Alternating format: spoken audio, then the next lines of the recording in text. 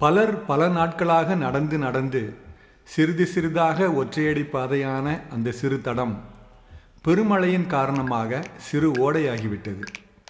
அந்த ஓடையில் இரு கரைகளிலும் சிறு முட்களின் நடுவே வெள்ளை வெளேர் என்று பூத்திருக்கும் நெருஞ்சி பூக்களுக்கான உணவு அந்த சிறு தடத்தில் சிறு ஓடையில் பாதையில் சிறு சிறு துளிகளாக பெருகி வந்த அந்த குறுவெள்ளத்தில் உருவானது.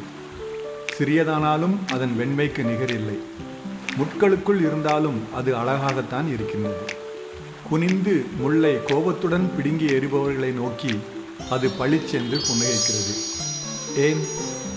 யாரும் கண்டுகொள்ளவில்லை என்றாலும் கவலை இல்லாமல், அடுத்த நாளில் வாடிப்போவது உண்மை என்றாலும் இருக்கும் வரை பளிச்சென்று இருக்கும் அந்த நெருஞ்சி பூதான் இந்த நெருக்கமான காலத்தில் விளக்கமாக இருக்கும் சூழலில் நமக்கு வாழ்க்கை பாடம் கற்றுத்தருகிறதோ